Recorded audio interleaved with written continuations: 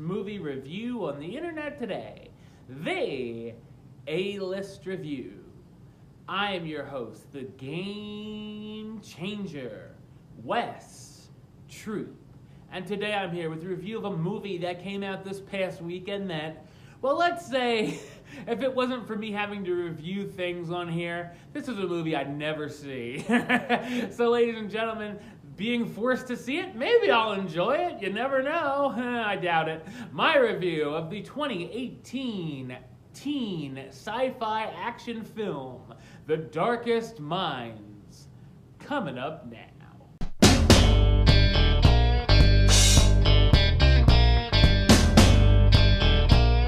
After a disease wipes out most of the population of youth, those left are given mysterious abilities and powers. Seen as a threat by the government, the kids are sorted into camps, but one day, one of the most powerful teens, Ruby Daly, uses her powers to escape. Finding herself on the run, Ruby teams up with a few other teens with powers in hopes of finding a safe haven.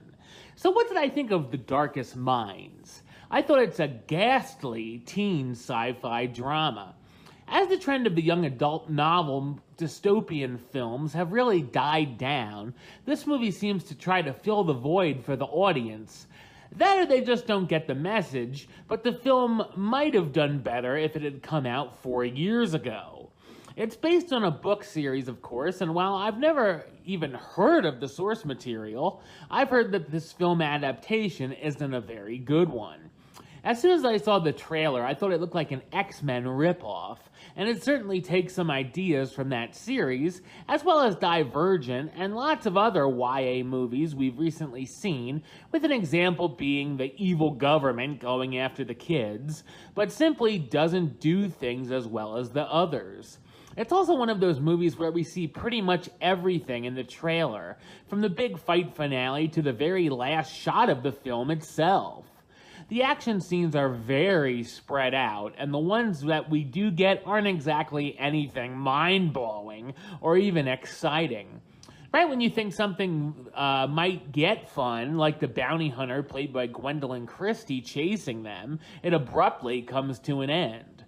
Also, in being a movie about kids with powers, they use their abilities a lot less than you might expect, ranging from Jedi-like mind control to kids who breathe fire.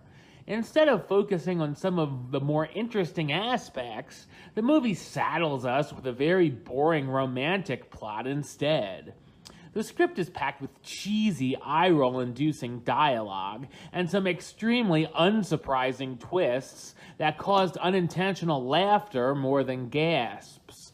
While its runtime is under 2 hours, it felt a lot longer and I thought it would never end. The end of the film even sequel baits, but I'd say it's kind of highly unlikely that will happen. The characters are even cliches and mashups from other YA movies and novels, and I couldn't really get interested in any of them. The actors do try their best with the material they're given, starring Amanda Stenberg as Ruby Daly, the superpowered teen who runs away from her camp and finds some new friends, Mandy Moore, who's more of an extended cameo, as Kate Connor, the doctor who's on Ruby's side and goes against the government, Harris Dickerson as Liam Stewart, the teen with powers of his own that falls for Ruby, and Patrick Gibson as Clancy Gray, the president's son who has the power of getting into people's minds. The Darkest Minds feels more like a Netflix pilot than a big screen release, and its dull as dishwater story made me have a hard time caring about anything going on. Darkest Minds, you know what rating you're gonna get? I only got 2 words for ya. Suck it. Alright, well that's the show. I'll be back with another review very soon. But until then, don't forget to subscribe right here on YouTube. youtube.com/westside515. Like the show on Facebook, facebook.com/WestTrueBaylist.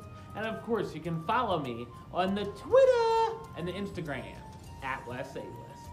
Until next time, Troop out.